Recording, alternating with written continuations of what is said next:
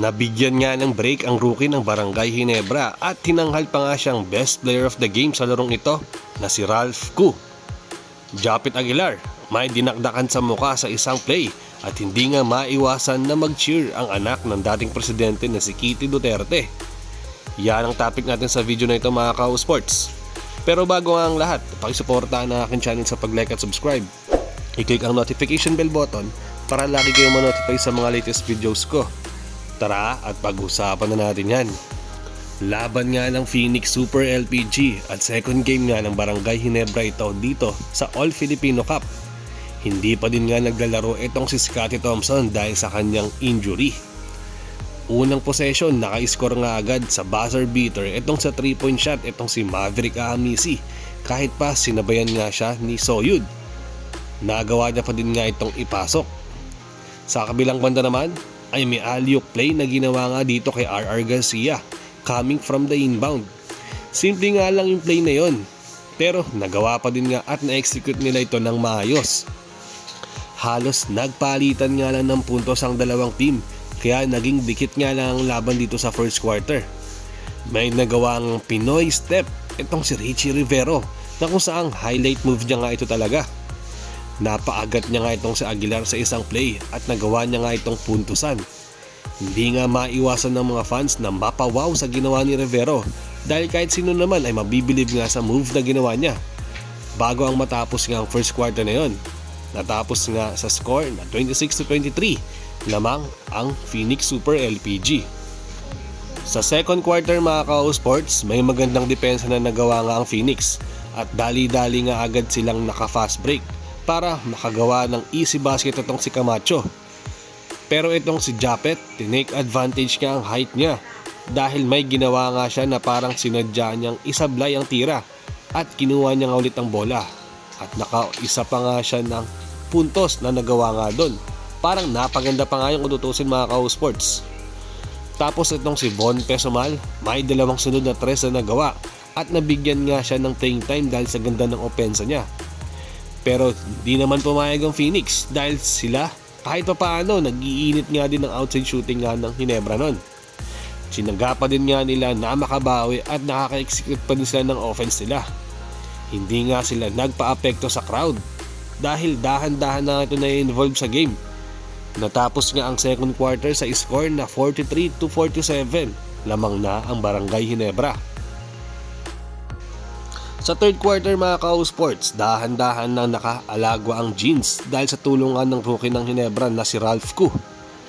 Ito yung dahan-dahan na binibigyan niya ng playing time ni Coach Tim dahil sa ganda ng nilalaro niya.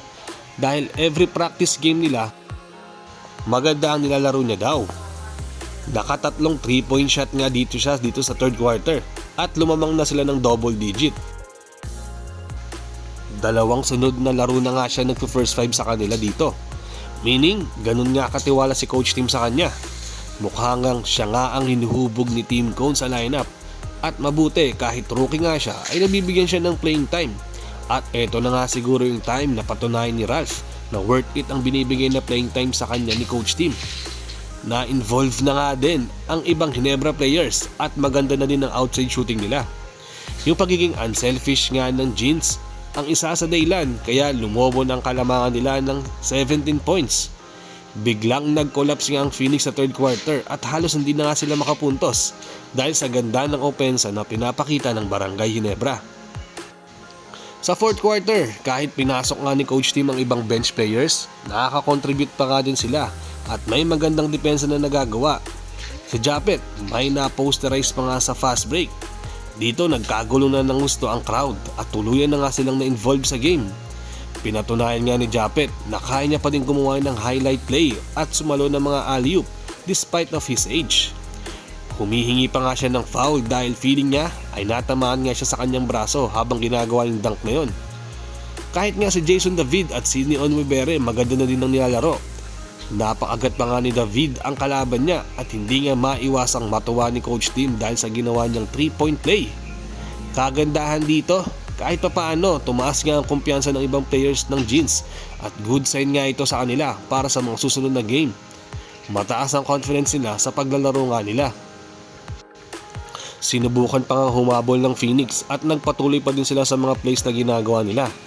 Kaso sadyang maganda na din ang nilalaro kahit ng mga bench players ng Ginebra, kaya wala na nga silang magawa. Napababa pa nga nila ito ng 10 points, kaso kapos na talaga sa oras. Tinanghal na ngang best player itong si Ralph Koo na nakatala ng 12 points at isa sa dahilan kaya nag-start nga ng magandang run ang Ginebra dahil sa mga outside shooting niya. Sobrang saya nga at nagpapasalamat itong si Ralph dahil sa binigay na tiwala sa kanya ng management dahil nakitaan nga siya ng potensyal na may ibubuga pa.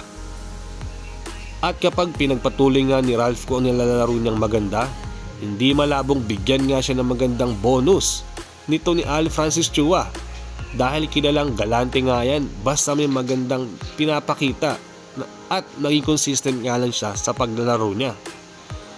Congrats sa second win ng Ginebra at lalong-lalo na nga dito kay Ralph Koo. Sana nga magpatuloy ang magandang performance mo dito sa Barangay Ginebra.